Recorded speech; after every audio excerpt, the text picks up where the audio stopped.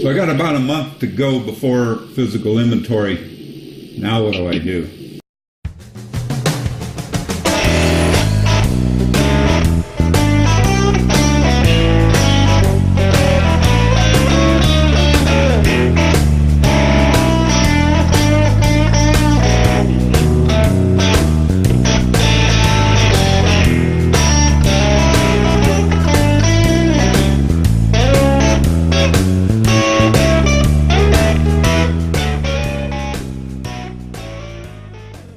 Hi everybody, welcome to the DCSI Parts Guys.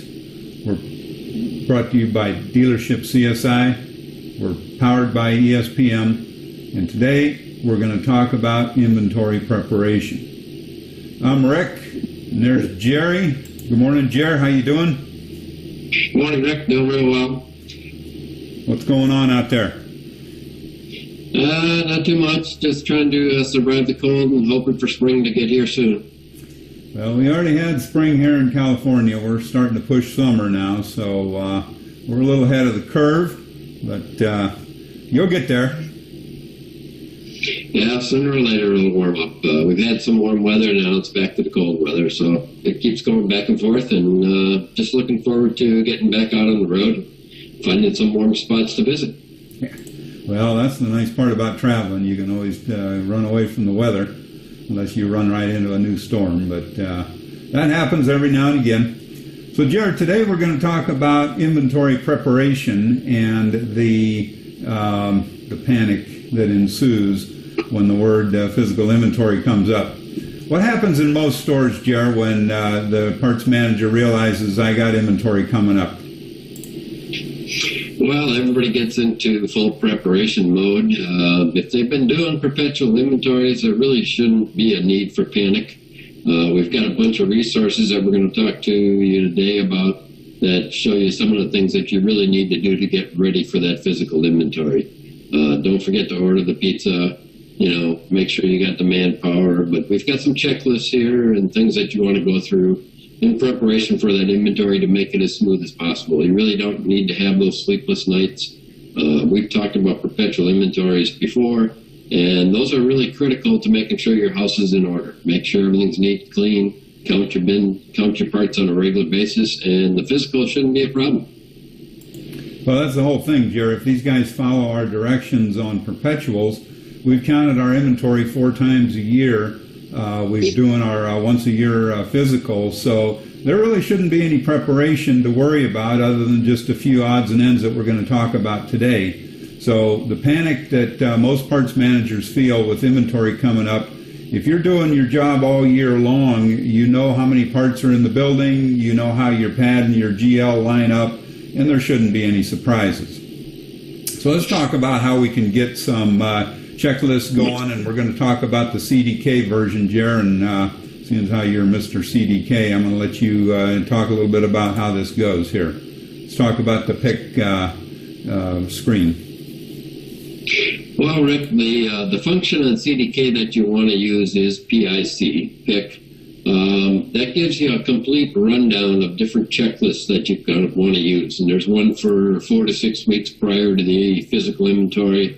There's another checklist for 3 to 7 days prior, and then obviously the all-important day of the physical itself, there's a separate checklist for that. So you can really walk through these, you can prepare ahead of time, and it really gives you a good guide to the things that you need to do to put your house in order. So we want to move over to that 4 to 6 week checklist, and you see when we do, they tell you to contact CDK Parts Support. Obviously, they need to know when your physical inventory date is and if you're going to need any support from them, so you want to arrange for that ahead of time. The next thing you want to do is obviously run a report by bin, and that will give you an idea of which parts have a particular bin. I also like running a report of the bins in use, so you can see exactly which bins are out there. That's usually found in the PHR reports. Bins in use, it'll give you a good idea if you've got any bad bin locations that need to be cleaned up. You can run a detail on that bin location if it looks like a funny bin location or whatever, and make sure that those parts have the right bin location assigned to them. You also have an option here to print your inventory sheets ahead of time. You can do a preliminary count sheets to see what they're going to look like when you do print them out. That way there's no surprises on when you get ready to print the final sheets. The other thing that's really important is make sure that every part has a bin location. So RNB gives you a list of those parts that are on the system and don't have a bin location assigned to them. Every part needs a home, especially if we're going to be trying to count them, and we have to be able to find them. So use that RNB to find any parts that don't have a bin location assigned. They could be something that came in recently, or it could be something that got overlooked, but you want to make sure that's cleaned up before you get into the actual physical process. Now, one thing to keep in mind, though, is there's another function besides this PIC. If you're using a part scanner, and I know that kind of split evenly amongst the clients and the dealerships I see, some people have part scanner, some don't, but PSCL is very similar to PIC, but it gives you a little bit different lists for when you're using a scanner to take inventory. So step-by-step instructions are there as usual, and you just want to go through that if you're using a part scanner process. They're pretty much the same, but just be aware if you are using a scanner for your physical inventory, you need to do a little bit different preparation. So, Jared, let me ask you a question. If I'm going to bring in an outside inventory company, do I have to do any of this preparation stuff, or do they just show up and start counting parts? Well, Rick, there again, it's kind of split on whether we do the physical inventory ourselves or whether we're bringing in an outside company. But either way, you want to go through this preparation. I want to make the count as clean as possible and as accurate as possible. And the preparation is all about ensuring the accuracy of the physical count. So it doesn't matter if somebody else is counting it, you still want to have an accurate count. Well, and that's true. So there's a lot of things that we need to do to make sure we're getting ready, and a good checklist is a great place to start. Just kind of follow it through. Seems like this could be a daunting task when you're faced with an inventory, especially maybe your first or second inventory, and you're not real familiar with how you do it. I remember the day when I did my first one, and man, I had no clue, but I built my own checklist, made some notes, kind of followed it, and by the end of the day I was done, had a good count, and everybody was happy. So it's all about preparation, like Jerry said, and some of the things we want to look at, there's a few more items that are important, and as we start talking about this kind of stuff, think about your own parts department and see how ready you are. So what we want to do, like Jerry said, we want valid part numbers, we want bin locations, on hands, anything that's coming into our inventory and being coded to our inventory needs to be ready to count. So sometimes we have takeoffs and clothing and stuff like that. Sometimes we have shop supplies and some other stuff that we don't want to count. And so we want to make sure that we're clearly marking that on inventory day with a do not count sign, so that anybody that walks by isn't mistakenly going to try and count it and then write it in, and then we've got nothing but trouble. So we need to work on getting all that stuff ready right before inventory and going through the reports and make sure that we have everything ready to go, and now it's just a matter of count. What's next, Jer? Well, next, Rick, you see on our Prep 2 here, we've got a few other things to keep in mind. Obviously, we want to keep the parts department as clean and neat as possible. Parts have to have visible and legible part numbers, and make sure that you keep that overstock, put it away wherever you can in a bin. We don't want things laying around on the floor, stuff like that. Your dirty cores, you should be making sure that you get as many of those out of the building as possible before the physical inventory. But then, what you do have left has to be in a neat area where you can count it and actually account for those dirty cores. We're trying to reconcile to that general ledger, and obviously everything with a value in the parts department has to be able to be counted and be available for that count. You want to keep detailed paperwork, obviously, and mark your invoices before inventory, after inventory. Keep track of any credits that you haven't received yet for parts that have gone back to the manufacturer.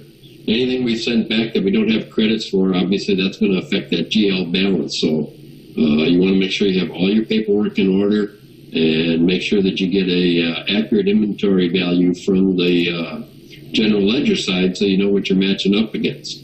any pending warranty claims for parts that may have been sent back on a warranty or rebuild parts that you sent back.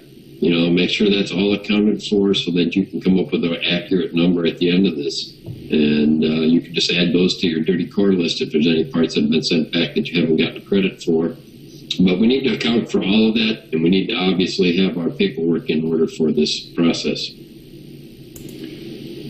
Well, and that's all part of the deal, Jerry. You think about what we're really trying to do is match up our physical count, parts that we're actually touching, with the dollars that the general ledger has applied to the inventory value. And all of these little things like the dirty cores and the parts to return, there's all little pitfalls in some of that stuff. And if we neglect that, if we neglect the timing of our invoices before and after inventory, we could end up with quite a discrepancy that is just based on the timing. So we have to be real careful. We have to coordinate with our business office and make sure that they're in sync with everything we're doing and they're in agreement with how we're putting this together. So if we look at a couple of other things that need to be done that day, work in process is a big one, because work in process has already been relieved from my physical inventory pad, from my CDK or rental system or whatever, but the GL says, no, I didn't get any money for that, so I'm still counting that. And because of that, I've got to find that value and add it back into my side to make those two numbers match. And the problem with work in process, a lot of times, we can end up with a whole work in process list that could have a whole lot of old stuff that may have gone by the wayside, and parts might not even be here anymore. So I like to go through that work in process list and touch everything on there, make sure it's a valid entry, because I'm certifying that those parts are still in my inventory count by way of work in process. So it's important to make sure it's accurate. Open parts invoices. If I've got a wholesale operation, which is most common when we see this, and my wholesale guys have hung a bunch of open invoices waiting to collect money from their buddies down at the body shop, I need to take those into consideration the same exact way, because the parts are gone. I'm not going to be able to count them, but the GL says I haven't got any money yet, so I'm going to count the dollar value. So I need to make sure that gets added. Best way to handle that is make sure that I don't have any of those in the building. Clean them all up long before inventory. And then we need to work on the timing of our stock order right up, or daily order, right up until the day of inventory. If I get a stock order in at 4:30 on Friday and we're going to start counting at 6, I certainly don't want to bring that into the mix and try and get it put away so it can get counted.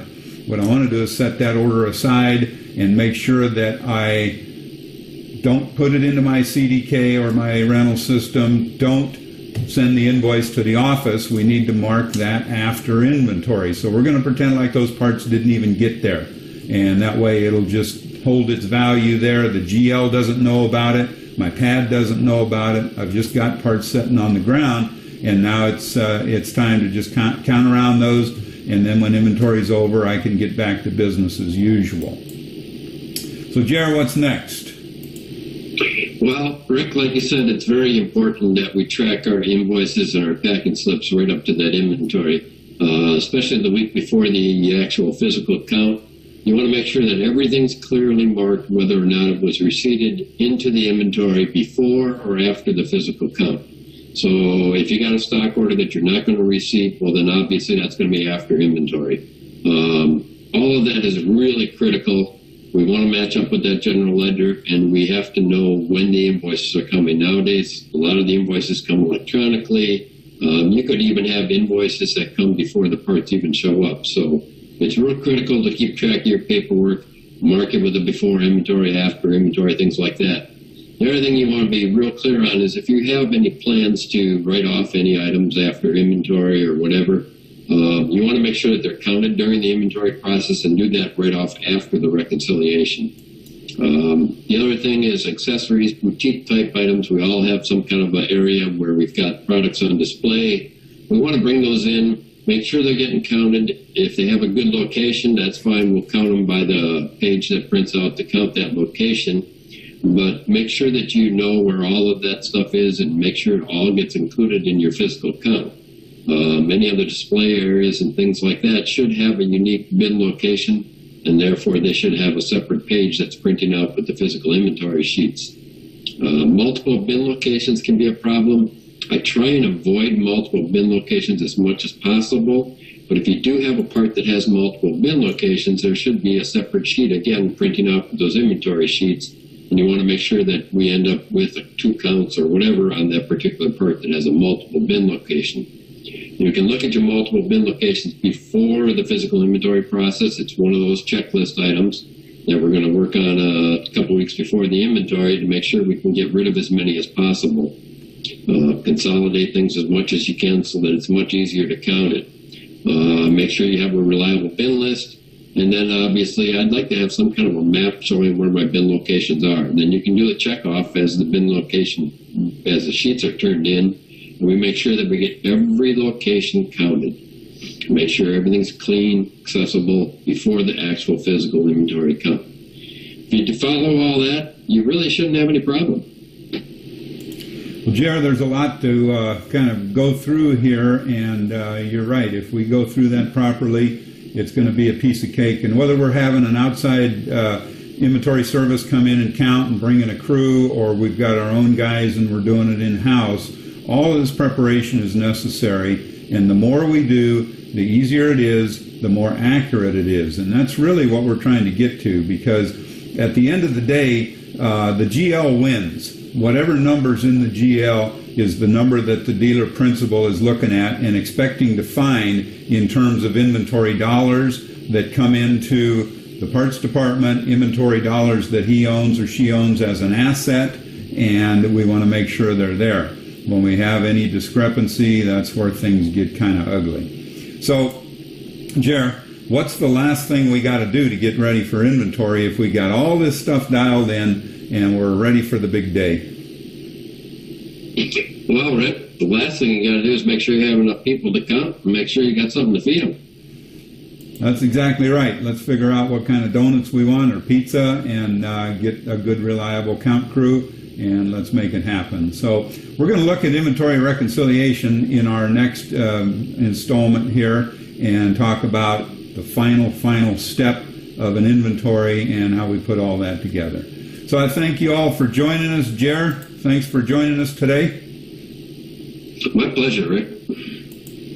Until then, let's go make some money.